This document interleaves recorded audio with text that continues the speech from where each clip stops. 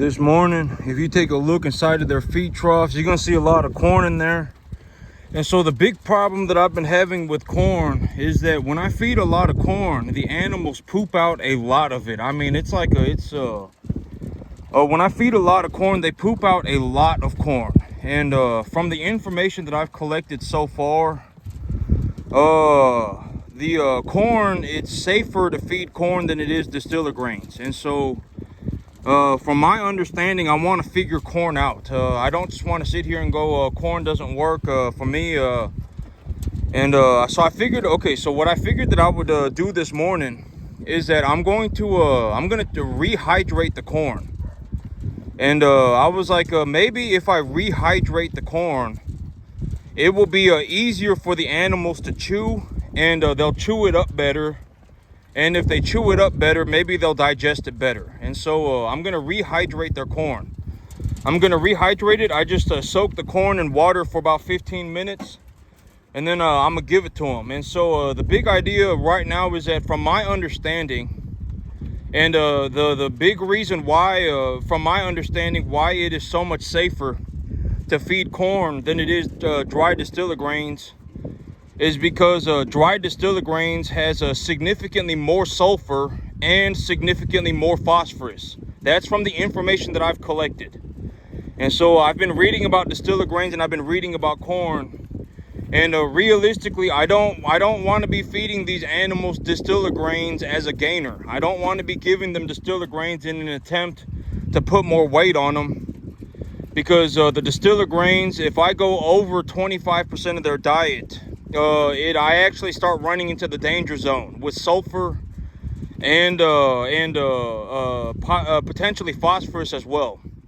And so I was like, this morning I was thinking about it. I was like, what should I do? I'm in this situation right now. What do I think that I can do that will make things better, right? I've always talked about objective improvement, improving every day, doing better for myself, etc., etc. When I succeed, others benefit. I've talked about all these concepts that I think about, right? And so this morning I was thinking about it, and I was like, well, I'm having a problem with this corn. And the problem with the corn is that when I feed them a lot of corn, they poop out a lot of corn. They end up just pooping out just cups of it. I mean, just their manure gets completely filled with corn. And so I thought about it, and I was like, what can I do about this situation? What can I try? And I was like, well, if I rehydrate the corn, it's not going to do anything. I'm just adding a little bit of water to the corn. And so I was like, that's what I'll do. I'm going to rehydrate the corn. And the big idea is when I rehydrate the corn, maybe it'll just make it easier for the animals to chew. And when it's easier for the animals to chew, they'll chew it up better, and then they won't poop so much of it out. And I really don't want to be in a situation. I've talked about distiller grains in the past, but the big idea, and I've already talked about the formulation of a cattle diet and how I come up with the cattle diet. This is actually one of the animals going to market this week. This one right here, I say he's going to hit the scale at about 550. And I've already talked about the formulation of a cattle diet and how I personally do it. Not how I personally do it. Other people do it this way too. I do it this way as well. There are a lot of people that do it this way. I did not figure this out for myself. I found somebody else that, they were running a massive feed yard, the nutritionist for a massive feed yard. They put together a presentation, and I watched their presentation, and this is how they did it, and it made sense to me. So this is how I do it. And the diet that I feed the animals, I've essentially come up with, this is the diet that I put my animals on. And so when it comes to an animal diet, I utilize every single portion of their diet as an individual unit of measurement.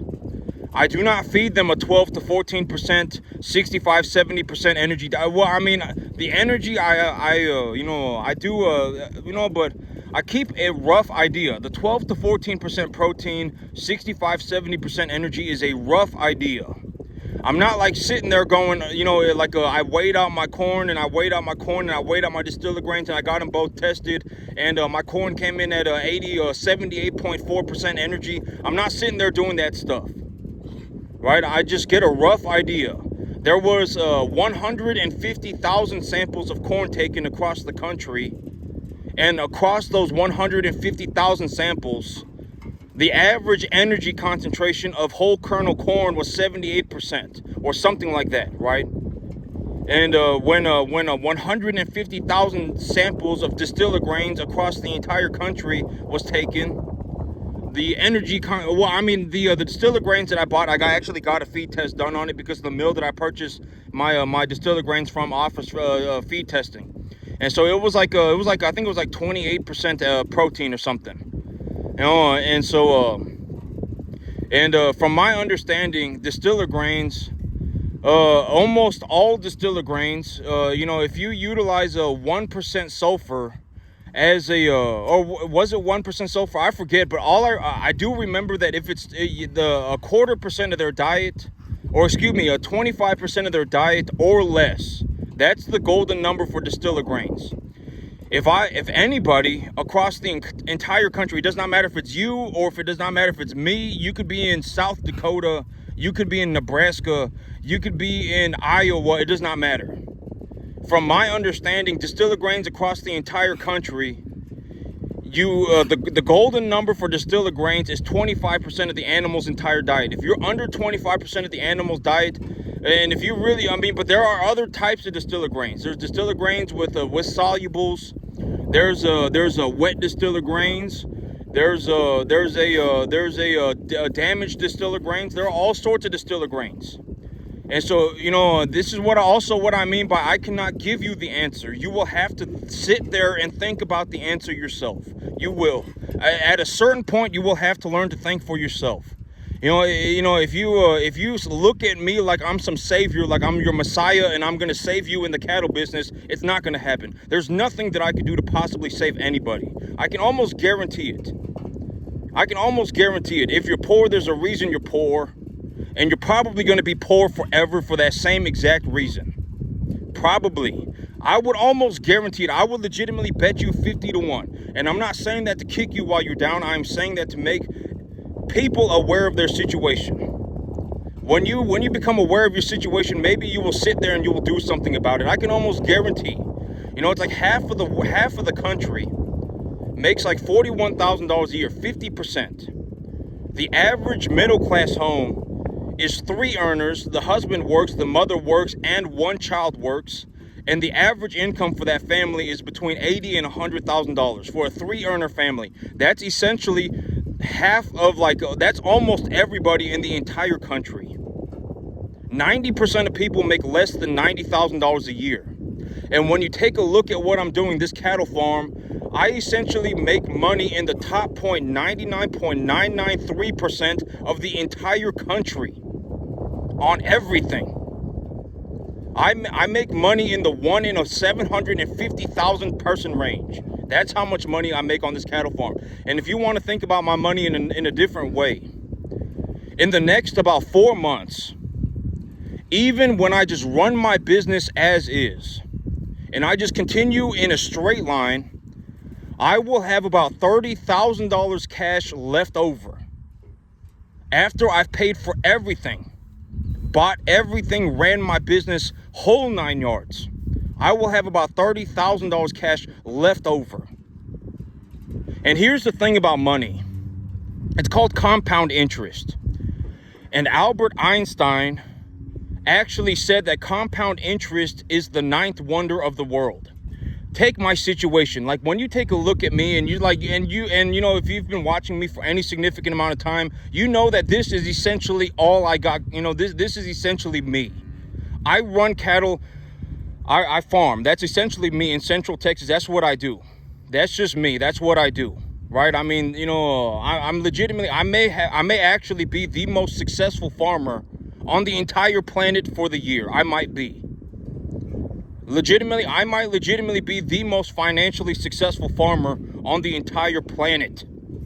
When you take a look at the money that I make on this farm, and you just compare it and you just take a look at it across the global economy for everything, the amount of money okay, here's another way to look at it. See if you can go and find somebody who legitimately took $12,000 out of their bank account and managed to turn it into $15,000 a month. They legitimately started a brand new business, had $12,000 in their bank account, and within a year and a half managed to turn that $12,000, a flat $12,000, into $15,000 a month. See if you can find anybody. You won't be able to find. I may be the only person that ever, not ever. I mean, even when I take a look at it for what it is, there are like 20,000 other people in the country that managed to do what I did. Okay, here's the thing, here's another way to discuss money. When it comes to money, I legitimately take a hot dump on 99.993% of the entire country. Legitimately, like, if you put me in a room with 100,000 other people, I would legitimately take a dump on everybody. It's like, who can make the most money? I would legitimately wreck everybody. Here's another way to look at it. If I had $100 a month, if that was all I had, and I was told to run cattle, I could legitimately turn that $100 a month into $100,000 within 2 years.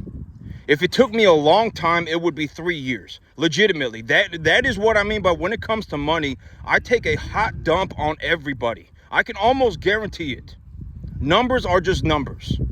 When it comes to money, if you legitimately put me in a situation where it was like, we're going to see who can make the most money, I would probably take a hot dump on everybody.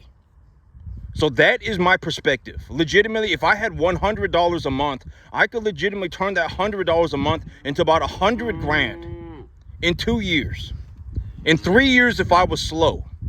And if you take a look at what I'm doing right now, within the next 4 months, I will have an excess of $30,000 just in the next 4 months.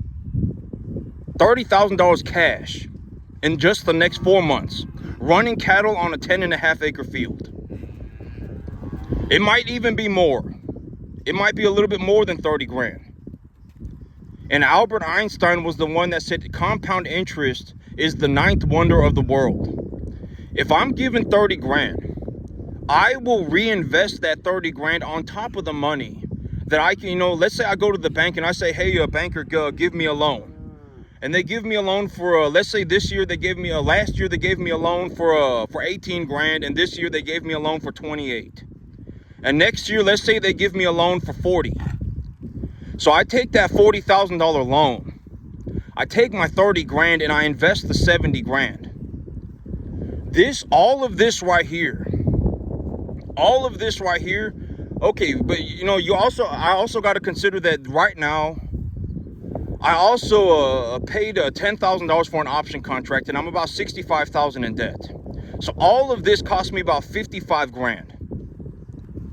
If I invest, if they give me, so if they give me a loan for 40, and I take my 30, that's 70. So this right here cost me 55. So let's say I take my 70 and I reinvest that, and I reinvest that in a time period in the fall. Right now we're in the summer, and I also bought hay and stuff, right? I also bought hay and stuff, and so but in the fall I won't be buying hay. I'll be growing my own grass to a larger degree. I even have a new field that I'm working on. The fence is going to get done today. And so, so when you consider all these things, realistically, if I reinvest 70 grand, so if this cost me 55, and it produced me a net income of 30 grand, that's like what that's like that's borderline 70% return, right? I legitimately put 55 grand into the thing. And I made a net return of 30 grand. And so that is what that's a net return of like 60%. And so if I do the same thing with 70 grand, and I have 30,000 of my own money in it, and I make a 50% return, I won't make 30 grand. I'll make 35. I'll make more money. That's the thing. It's like I actually ran the numbers, and I was like, if I continue forward exactly the way that I'm going, I'll actually be able to turn my 30 grand into about 80 grand by the end of the year. I will legitimately, I'll take my 30 grand and I think, and I've been taking a look at a loan, and I think I could take a loan for about 50 grand. And if I do this, okay, here's the thing. When it comes to money, because I've done this repeatedly in the past, and so I kind of know how to essentially navigate the waters. If I take a loan for 50 grand and I have 30 grand sitting cash in my bank account, if I have a loan for 50 grand, I'm not going to go to the sale barn and use 80 grand immediately. I will start investing the debt first. I will go debt first. The 50 grand that I have, I will start investing that debt. Maybe I can invest about, depending on, maybe, when I get this new field squared away, or, if I get a larger preconditioning pen squared away, maybe I can invest about $5,000 a week. Not even $5,000, maybe about $4,000 a week. And so if I have a $50,000 credit line, for me to invest $4,000 a week, which is a lot, $2,000 a week, $4,000 every 2 weeks. Because if I don't have a larger preconditioning pen, I can't bring in any more animals. My preconditioning pens are at capacity. I cannot bring home any more animals without the risk of overextending my preconditioning pens. And all of my animals in the preconditioning pen right now are doing okay. I'm keeping a good eye on them. I want to talk about that too, the small animals. Okay, so when it comes to money, because I do this all the time, right? And so I can almost guarantee that in the future, I will be doing it the exact same way. I'm going to go to the sale barn and buy these animals by myself, right? I've already said this, until I can't do it anymore, I'm going to do everything by myself. Right? I'm going to do everything by myself until I can't do it anymore. I'm going to source my own animals. I'm going to do the animal nutrition, the animal medication, the soil crop. The crop, I'm going to grow it myself. The real estate investments, practically everything, the business accounting. I'm going to do everything by myself until I can't do it anymore. And then, and then when I can't do it anymore, the big idea is I have such a massive amount of money that I can just pay people to do stuff for me, right? That's the big idea. And so, if I have a $50,000 line of credit and I want to run my farm like this, I essentially invest about $2,000 a week. It's about $2,000 a week. Maybe about $1,500, $2,000 or so. And so, for me to utilize a $50,000 line of credit, it will take me, if I invest, let's just say $4,000 a month, it will take me, actually, that's not good. I'm going to have to pick up the pace now that I think about it, because if I legitimately, if I have a $50,000 line of credit and I'm investing, well, then I can also increase the overall weight of my animal. If I increase the overall weight of my animal, that's going to take longer too. So there are other ways that I can figure out the problem. Like if my big plan is to, like instead of taking these animals to 550, I can take them to 750. I can take them to 800. And so, and if I take them to 750, 800, and I have a $50,000 line of credit, I'm not strapped for cash, right? I can legitimately still buy whatever the heck I want. And here's the thing. It's like if I have a $50,000 line of credit and I have $30,000 cash, I would legitimately have to lose like 75% of my investment, 80% of my investment to even go underwater. Because like let's say I go and I buy $50,000 worth of cattle, right? And something, a tornado hits my farm, right? And it kills 90% of my animals. Well, the 10% of my animals that I have, I'll raise them to 850 pounds. I'll sell them, and then the $30,000 cash that I have left over, I can just pay back the rest of the debt. So it's a zero risk. Legitimately, the risk it does not exist. There is no risk. This is something that, like when you listen to me make business ideas, and I think that one of the things that makes me so successful in business is that I take practically zero risk opportunities. Okay, but like let's say I did go and I bought $50,000 worth of cattle and 90% of them died. I would feel horrible, right? I would feel horrible about the situation, but I'm not really at risk financially for anything. Financially, I'm not really at risk for anything. In terms of like me, yeah, I would feel horrible about it, but I'm not at risk financially for anything. I mean, but I'm also not going to say that, because when I buy this new field, I'm also, I also need to consider that if I do not make here's the thing. Like if something like a tornado hit my field and legitimately killed 90% of my cattle, or there was some epic disease that happened and it killed 90% of my cattle, right? I mean, once I got the situation figured out, I would just start right back up again. And here's the thing, and I've already talked about this idea too. But like me right now, on this field, what you're looking at right now over the next about 4 months will produce about $7,500 a month. That's about how much money I produce on this field. And and when I have grass, it goes up even more substantially. When I have grass, when I'm growing my own grass, the amount of money that I make goes up pretty substantially. And so $3,000 a month is also almost zero risk for me. Like when I'm told that $3,000 a month, that's worthless money. Legitimately, if I legitimately cut everything that I was doing in half, I would still make more than $3,500 a month. And this right here, this is not difficult for me at all. At all. I mean, I just get up and I work, and when I work and then I get it done. That's it. I'm not, there was a time and a place when the time and the place that this was difficult was about, 2 years ago, and here. I mean, that was the time and the place when this was difficult for me. But as of right now, I mean, I've got a lot of the problems figured out. I've solved a lot of the problems. And, honestly, if I did this forever, I'm in my early 30s.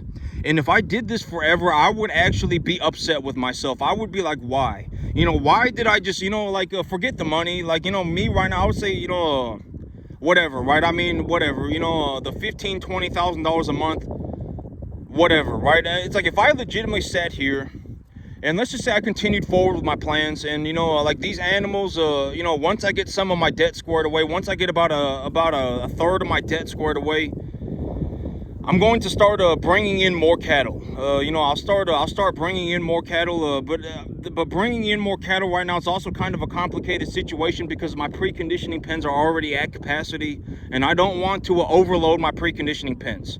And so, maybe, when I get my new field squared away, I'll take all of my bigger animals over to the new field instead of taking them to the cell barn.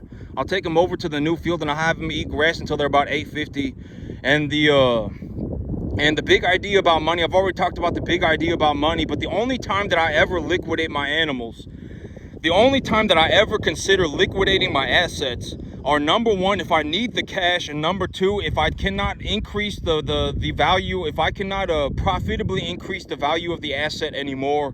Essentially, those are the only two times that I ever really liquidate my assets. It's like, because the idea of my assets is that, granted that I do my portion of the work, the value of the assets will continue to go up. Right? Like if I bring in a number 1 to 1.5 type medium large frame animal, and I bring them in at a 10% deduction of the feeder cattle price that I cut in half. I went to the feeder cattle, or I went to the cell barn, and I bought animals for that price. I brought them home. I put them on a preconditioning diet for like the first 2 to 4 weeks. I gave them this medication, that medication, and then once they hit, when I visually inspected them to make sure that they were doing okay, I let them out.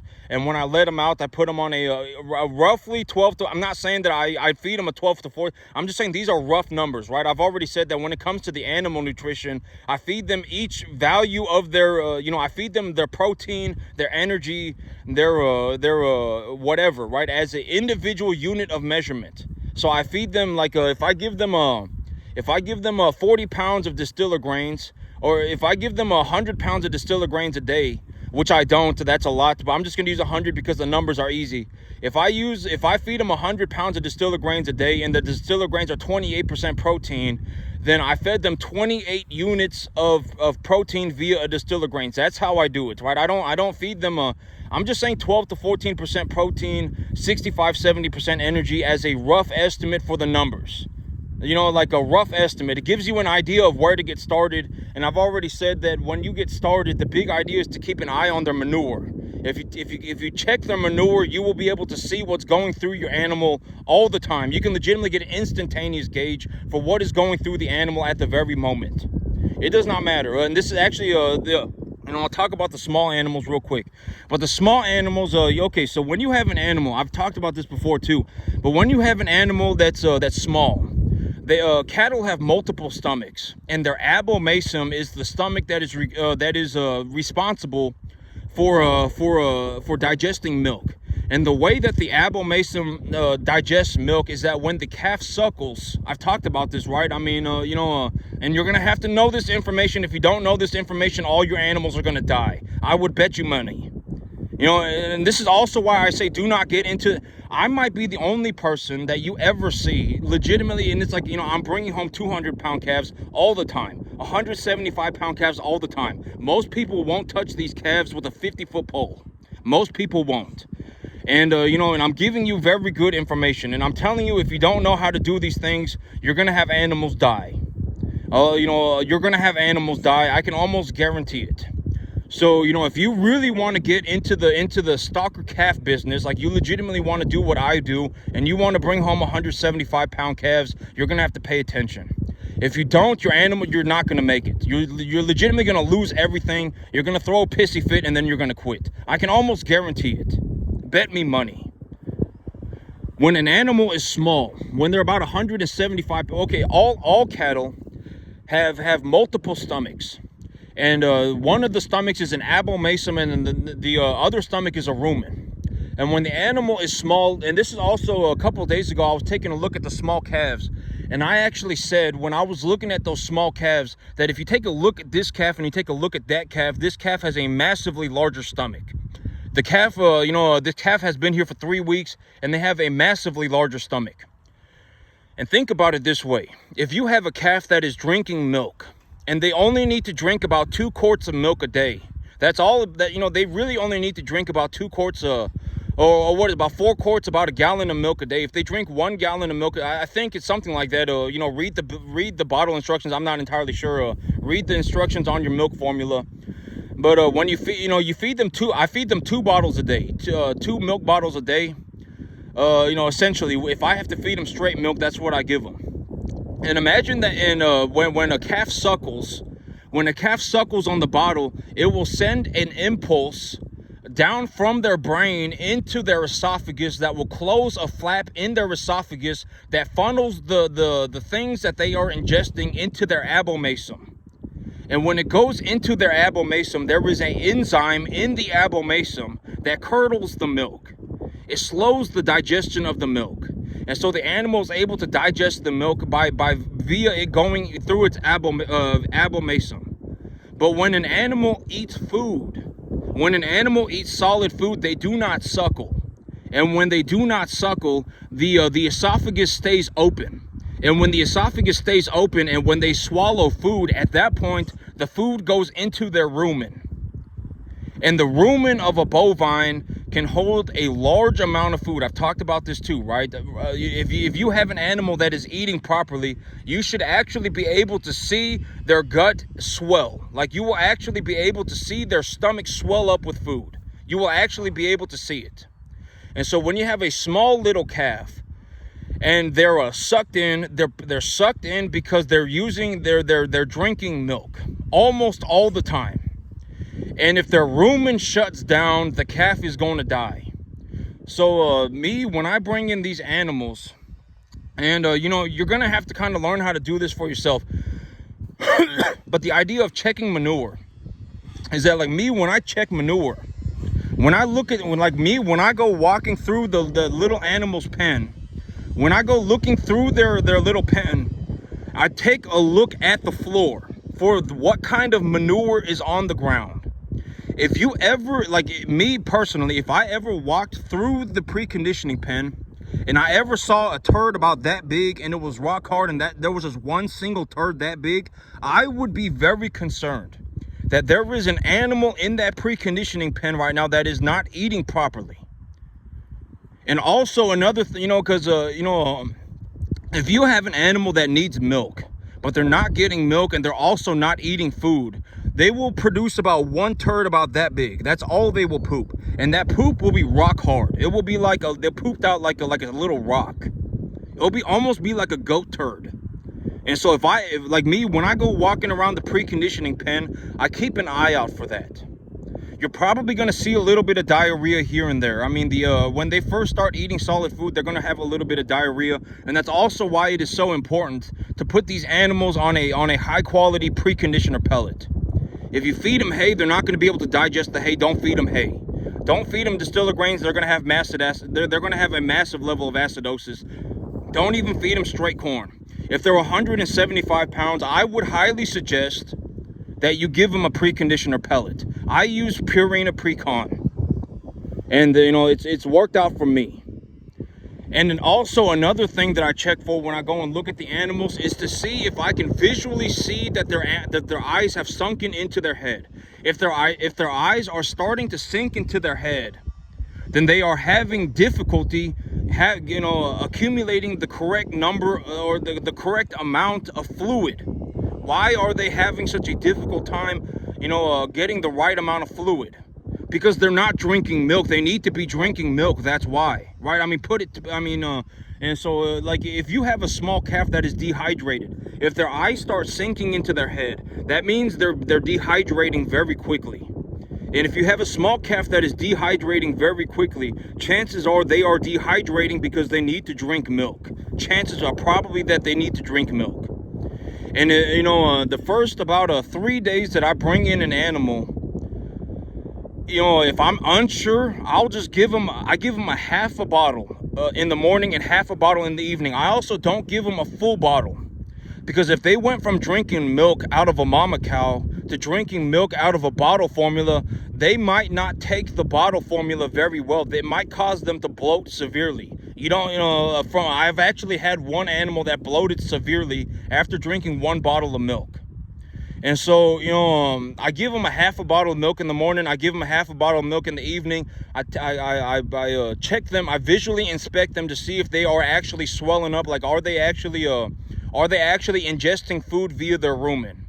And if they are ingesting food via their rumen, you will actually start to see their body swell up.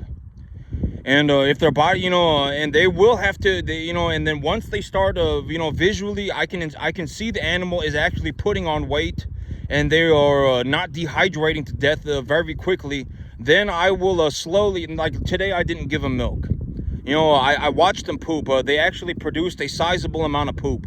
And so I said, okay, that's good. I mean, for an animal to poop, they're going to have to eat a significant amount of food. I mean, if you want to produce a significant amount of poop, you're going to have to eat a significant amount of food. It just, think about it, right? And so, that's the thing about the preconditioning pen right now, is that the animals right now are doing okay on terms of the business side of things. And I was going to talk about this, but actually about 3 or 4 months ago, I actually said this word for word, right? I mean, I legitimately even recorded it. This is actually what I do on a daily basis. Like, this is actually what I think about, and this is actually what I do. But about 3 or 4 months ago, I actually said this almost word for word. Here in a few months, I can already see that I'm going to make a ballistic amount of money. I can already tell.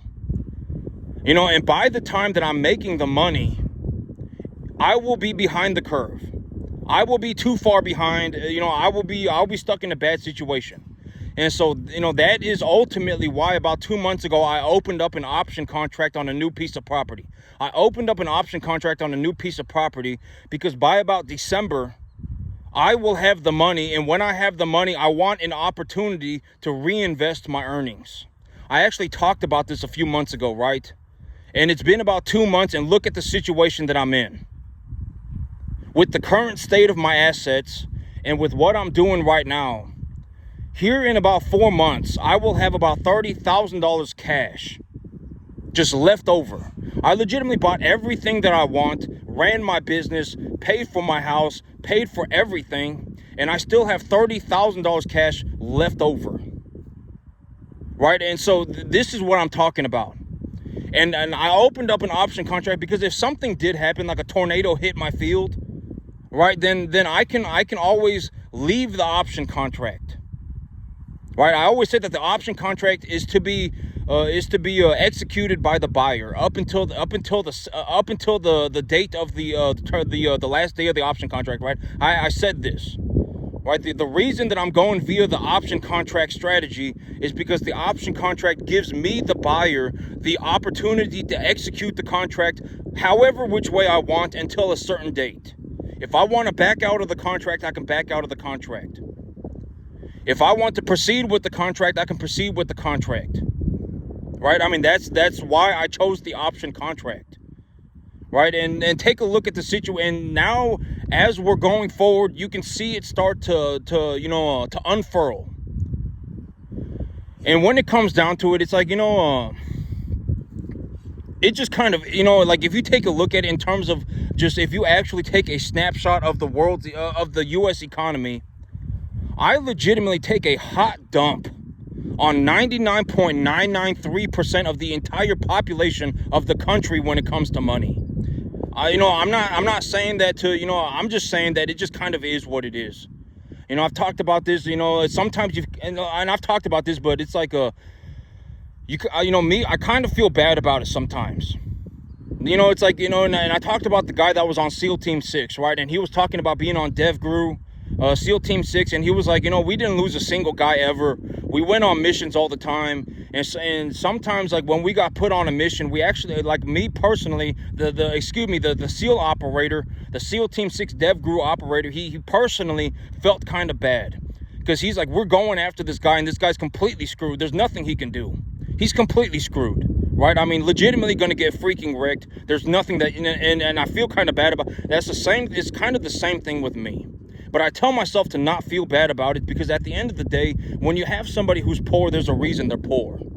I'm telling you, like, a lot of people, if you actually give them money and they have problems, they're just going to become a worse problem. I can almost guarantee it. And when it comes to just flat out numbers, and you actually take a look at the numbers for what they are, I legitimately, it's not even close. Like, legitimately, like, when I say I take a hot dump on 99.993% of the entire country when it comes to money, it's like me, I make $2 million, and then the person, it's like legitimately me, I'm making $2 million, right? It's like me, I genuinely, like, generate $2 million. I started a business, and my business is legitimately producing like $15,000, $20,000 a month. Right, and I've already talked about the big idea of money as well. The majority of my net worth personally is that my net worth is mostly tied into my business. The equity value of my business. Well, how do you determine the equity value of a business? The rough idea is you take a multiple of the earnings. If you really want to figure out the exact number of what your business is valued at, go and talk to a banker. A banker will tell you. You show them your numbers, and you show the banker, hey banker, I made $20,000 a month. I made $15,000 a month over the last 15 months. And here's the paperwork to prove it. And here's a picture of my checks. Here are all the checks that I brought in. Here are the accounts. And then they will tell you the equity value of your business. And I've talked about the equity value of a business. Essentially, me. There was no cattle farm before I got here. There was no cattle farm, and I showed up and I started a cattle farm. I essentially just started printing my own money, right? This farm existed because of me. I'm not going to say, I started this farm. There was no farm here before I got here. I started this farm, and then, and I made a boatload of money. And that is essentially how I generated a mass majority of my net worth. And just on this 10.5 acre farm, over the next 4 months, I'm gonna have like $30,000 left over. I think that I'm actually averaging about $7,000. I said that, but I also said that when I lowball myself, I estimate that I'll make about $5,000 a month, and that was a good estimate. When I lowball myself, I'll make $5,000. But realistically, when I take a look at the numbers for what they are right now, I'll probably make closer to about $7,000. And here in a month, when it's grass growing season, I mean, my numbers are going to skyrocket. And about 2 months ago, I actually talked about this, and I said that here within about 6 months, by about the end of the year, I am actually anticipating that I'm about to make a boatload of money. I can actually see it. right? When I evaluate my assets, when I see what body conditioning score, it's like if my animals are at a body conditioning score, like let's say, let's take a Nala, for example, my little holdback heifer, my Beefmaster heifer that I'm holding back. When I brought her in, she was at a body conditioning score of maybe a 3 or a 4. And as I fed the animals all together, I realized that Nala was going up on the body conditioning score. Well, how do you improve the body conditioning score of an animal? You have to put a significant amount of weight on the animal over a short period of time. You have to essentially make them obese. And so when I took a look at Nala, I said, Nala went from a body conditioning score of 3 to 4 to a body conditioning score of 5 within about 3 months. So these animals, they must be putting on a significant amount of weight, right? I've already said that if you want to increase the body score conditioning of an animal, essentially what you have to do is increase their weight by more than 2.5 pounds a day. If you put on about 2 pounds a day per animal, they'll go about even on the body conditioning score. If you have a body conditioning score 5 at 500 pounds, they will also be a body conditioning score 5 at 800 pounds. And so if you want to improve their body conditioning score, you essentially need to increase the weight of the animal by more than 2.5 pounds a day. That's essentially how you do it. And so when I took a look at Nala, and I said, Nala, when she got here, she was a body conditioning score of 3 or 4. And as of right now, 3 months later, she's at a body conditioning score of about a 5. So that means she's putting on at least 2.5 pounds a day, roughly, estimate. And so I say, okay, well, if Nala's putting on that much weight and they're all getting fed together, they're all essentially putting on that much weight. Essentially, all of my animals are putting on about that much weight. And if my animals are putting on that much weight and I take a look at the quality of my assets, 80 to 90% of my animals are a 1 to 1.5 type medium large frame animal with a body conditioning score of roughly 5 or 6, and the average weight of my herd is at about 400, 450, then this is how much money I'm making. Well, if I'm making this much money, within the next 5 to 6 months, I will have so much money that legitimately it's going to be a problem. Legitimately, there's no reason for me to sit on my hands with 100 grand. Like legitimately, if I legitimately just continued forward with this farm, and I just ran this farm and I continued my plans forward, I would legitimately be sitting on about $100,000 cash by about April of next year. There is no reason for me to sit around with $100,000. It's not going to do anything. The 100 grand is not going to do it. I guarantee it. If you actually knew what I was saying, you would know what I'm saying. 100,000 is not going to be like, oh my God, now I can go walking off into the sunset. I have 100 grand. $100,000 cash in the bank account is worthless money. Worthless money. 50 grand is worthless money. This is what I'm trying to, once you start to understand, you'll start to understand. Let's say I gave somebody, let's just say it's not me. Let's say I gave somebody 100 grand. Granted that they weren't a major set of problems. Most people, if you gave them 100 grand, they would implode. They would implode, right? I mean, they would go and do the most moronic things that you could ever imagine. Oh my God, now it's time, if you gave me 100 grand, what would I do with it? Buy more land, buy more cattle. If I bought more land and then I bought more cattle and I couldn't buy any more land and any more cattle and the tax year was about to come due, I would go and buy some equipment. If I legitimately, did all these things, I still had money left over, then I'll go and do things like buy things that I want. I'll go and buy myself a new gun. I'll go and buy myself a new car. I'll go, not even a new car, because a car I can put on as a business expense, as equipment. I'll go and buy myself whatever I want. Whatever I want. At that point, I can buy whatever. At that point, I can buy whatever I want. And, this is a very good example of, this is what I've also been talking about. Like, take a look at what I'm doing right now. All right, 2 months ago, I anticipated this problem was going to happen pretty soon. And now, within 4 months, I will legitimately be in a situation where just in the next 4 months, I'm talking about just the next 4 months, I will have $30,000 cash left over. Legitimately, I'm talking about just the next 4 months. I will have $30,000 cash left over after I paid for everything. So what am I going to do with the money? Well, I'm going to go and get financing done for this new property. And once I get the financing done for the new property, I'll start putting new cattle on my new property. That's what I'm going to do. I'm going to run more cattle. I'm going to buy more land and I'm going to run more cattle. That's what I'm going to do. And And, but I said I was going to do it, and then I did it, right? Legitimately, almost like to a T, 98% of it. I mean, the things that I could not control, I don't even worry about it. The feeder cattle market fell 10% over the last week. There's nothing that I can do about that. That's completely, I don't care about that. That's out of my control, right? The feeder cattle market fell 10%. I don't care. Corn fell 20% from, I purchased corn at $4.80 and corn is sitting at about $400. The price of corn fell. I don't really care about that. There's nothing that I can do about that, right? So I don't care. But the things that I could control essentially came to fruition. And I don't worry about the things that I can't control. The feeder cattle market, the grain market, I can't control that stuff. I don't care about that stuff. I can control what my animals eat. I can control what kind of animals I bring in.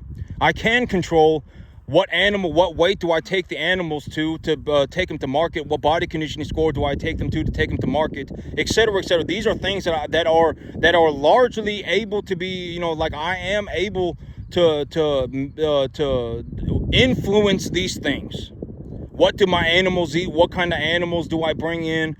What weight do I bring them in? What weight do I take them to market at? What body conditioning score do I take them to market at? These are all things that I directly am capable of influencing. So that's the stuff that I concern myself with. If I have 80 to 90% number 1 to 1.5 type medium large frame animals, and when I take them to market, they're at an average weight of 550, 600. Then, when I take, and I can even anticipate how much am I going to get per animal. Like, if you showed me an animal, I could probably tell you, like, with like 93% accuracy how much the animal's worth. I'm not going to be like the animal's worth $2,500 and then I get $1,200 for the animal. And I'm also not going to be like the animal's worth $700 and then I get $1,300 for the animal. I'm not going to do that, right? Like, if I say that the animal's is probably worth about $1,300, I'll probably make somewhere between $1,200 and $1,400 on the animal, right? I mean, realistically. And so, yeah, but that's it for me today, YouTube. Y'all have a good one.